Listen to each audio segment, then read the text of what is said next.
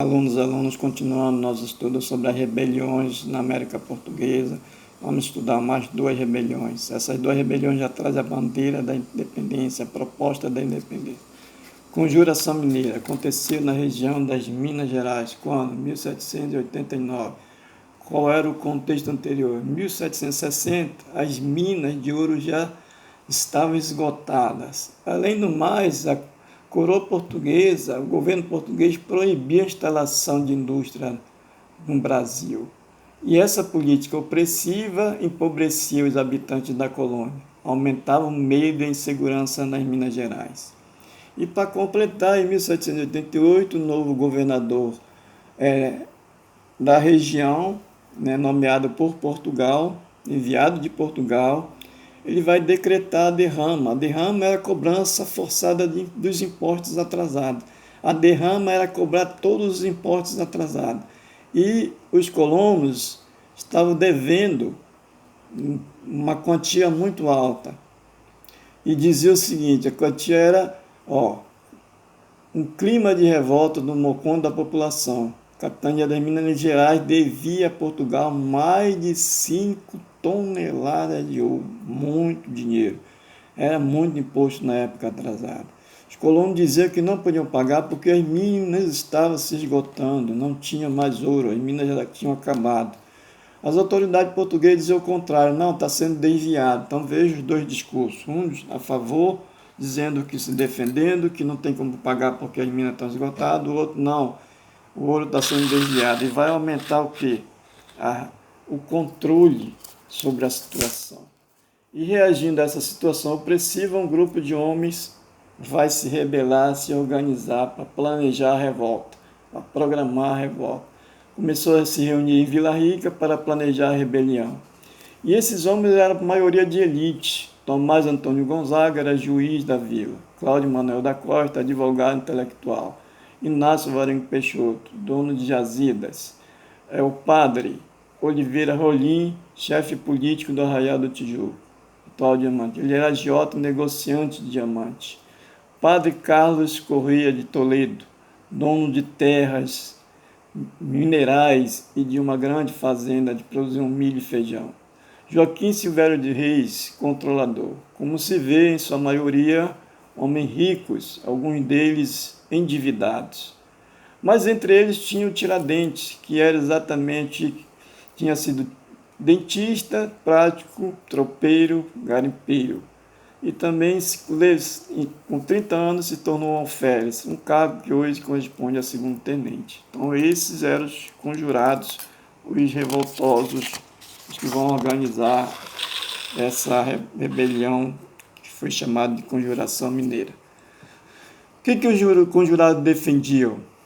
A independência da região das Minas Gerais, a proclamação de uma república com capital São João del Rei, a criação de universidade, criação da Casa da Moeda. Então veja a proposta deles. Além disso, tinha uma bandeira que dizia libertais quais será também, quer dizer, liberdade ainda que tardia. Então tinha um lema. Parte dos conjurados era movida por ideias iluministas, ideias trazidas da Europa, ideias que tinham acontecido, tinham sido divulgadas na Europa, que nós já estudamos iluminismo. Outra parte tinha apenas o único objetivo de suspender a derrama, suspender a cobrança dos impostos. Os conjurados se dividiam quanto à questão da escravidão. Por que eles se dividiam? Uma parte queria, outra não queria. A maioria, como que liderava o movimento, como era fazendeiros, como era colonos, produtores, exploradores das fazendas de ouro, das explorações de ouro, não queriam acabar com a escravidão. E isso divergiam. Porém, apenas o Alvarenga Peixoto e o padre Carlos Correia de Toledo eram favoráveis à abolição da escravidão, os demais eram contra. Então aqui é a divisão do movimento. Vamos ver o que vai dar esse movimento. O resultado dele, o que é que vai se desenrolar. Foram denunciados os conjurados, e denunciado por Joaquim Silvério de Reis, que era um dos conjurados, um que fazia parte do grupo. E por que ele denunciou? né? Ele contou o plano ao Visconde Barbaceno, governador da região das Minas Gerais, e ele estava devendo muito, estava muito endividado. Em troca do perdão, ele entregou os companheiros. E o resultado disso, ele foi perdoado, viveu há 30 anos rico, mas vamos ver o resultado que, que se desenhou para o final da Conjuração Mineira. Da sua parte, o governador suspendeu a derrama, mas ordenou a perseguição aos envolvidos. Tiradentes e os demais conjurados foram presos. A rainha de Portugal, Dona Maria I, ordenou a abertura de 2 processos, uma no Rio de Janeiro e outra em Minas Gerais. O julgamento durou 3 anos, 11 foram condenados à forca. Depois, as sentenças foram alteradas. Somente Tiradentes foi condenado à morte. Os demais receberam apenas degredo, ou seja, pagaram suas penas nas colônias portuguesas na África. Tiradentes foi enforcado, esquartejado, parte do seu corpo foram derramadas pelo caminho que ligava Rio de Janeiro a Minas Gerais, ficando sua cabeça em Vila Rica. E qual é a intenção da coroa portuguesa? Qual é a intenção da rainha Dona Maria I? Era mostrar o peso, né, da monarquia, o peso da coroa. Todo aquele que se revelasse como uma bandeira de independência, como bandeira de proclamação de uma república, receberia exatamente a pena, como foi o caso aqui na Conjuração Mineira, principalmente Tiradentes.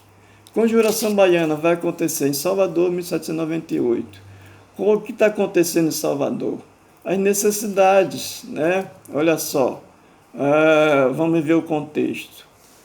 O objetivo de independência foi Conjuração Mineira. Qual o objetivo desse movimento? A independência da Bahia, né? Ocorrida em Salvador, em 1798. Na época, a cidade possuía 60 mil habitantes, mas 40 mil eram afrodescendentes. Olha, muitos deles eram escravizados, outros libertos, outros livres, trabalhavam como soldados, artesãos, carregadores, pescadores, pedreiros, vendedores e assim por diante. Então, essa população, a maioria pobre, empobrecida, né, necessitava exatamente de uma vida, de ser atendida por melhores condições de vida. Vamos ver o que vai dar essa situação. Em Salvador, no final do século XVIII, a população e o comércio vinham crescendo, ou seja, aumentava a população e o comércio também vinha se desenvolvendo, levando prosperidade os senhores de terra e grandes comerciantes. Então vejam aqui, quem recebia os benefícios dessa prosperidade eram os senhores de terra e grandes comerciantes. Para a maioria da população, porém, situação crítica, difícil. Preços, principalmente da carne e da farinha, de mandioca, vinha subindo mais do que seus ganhos. Os impostos abusivos também contribuíram para aumentar os preços de outros alimentos. Além disso, a obrigação de importar produtos industrializados, ou seja, não podia produzir produtos industrializados no Brasil, não podia instalar fábricas, indústrias, assim por diante. E isso aumentava os preços, encarecia os produtos. E, além disso, o racismo. Então, esse movimento ele vai ser uma bandeira de combate à discriminação racial, ao racismo, à escravidão. Vamos ver o desenrolado dos acontecimentos, como é que se deu isso. Situação gerava uma insatisfação generalizada entre as camadas pobres e médias da população. Isso explica porque em 1898 as ruas e ladeiras da cidade de Salvador foram palco de vários conflitos, várias agitações políticas.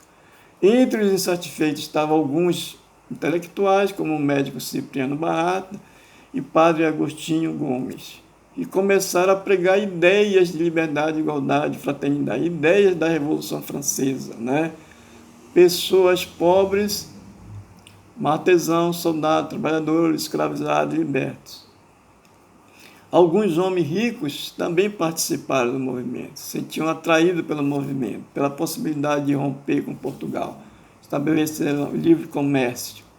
E o que aconteceu? Em 12 de agosto de 1798, dezenas de panfletos afixados em prédios públicos. O que dizia esse panfleto? Povo bainense e republicano ordena, manda e quer que para o futuro seja feita a sua digníssima revolução.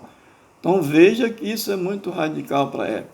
Em seus panfletos, Rebelde defendia o fim do domínio português na Bahia, a proclamação de uma república em que todos tivessem igualdade de tratamento. Veja como é revolucionário.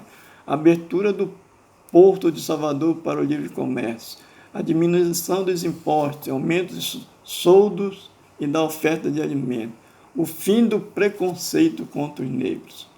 As palavras usadas pelos rebeldes, liberdade e república, atemorizaram as autoridades dos dois lados do Atlântico, ou seja, lá em Portugal e aqui. Elas sabiam que esses ideais, ou seja, esses dois lados, né, da coroa portuguesa lá em Portugal e o representante da coroa portuguesa no Brasil, tinham inspiração na Revolução Americana. Né? Então as autoridades encontraram de onde vinham essas palavras, da Revolução Americana, que foi independente dos Estados Unidos em 1776, a Revolução Francesa em 1789, que nós já estudamos, e a luta por liberdade em São Domingos, 1791. Isso explica por que a reação do governo geral da Bahia. Dom Fernando José de Portugal e Castro foi imediata, ou seja, o governador da Bahia, Dom Fernando, ele reagiu imediatamente, mandou prender dezenas de rebeldes e condenou à morte 4 líderes da rebelião, todos afrodescendentes e pobres, ou seja, os pobres vão pagar o pato dessa revolta. Vamos ver o desenrolar disso.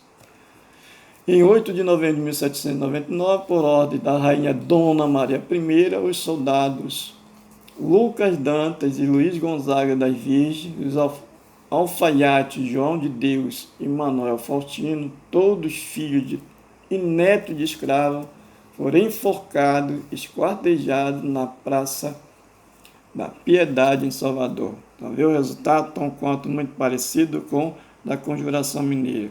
O braço do poder da coroa portuguesa aí. Dona Maria determinando a execução dos revoltosos. Mas foram 4 apenas, e todos pobres e ex-afrodescendentes, ou ex-escravos, melhor dizendo. Ex-afrodescendente está errado. Ex-escravos ou escravizados, soldados, ó, o nome deles aqui, ok? É isso. Então, aí é com vocês agora.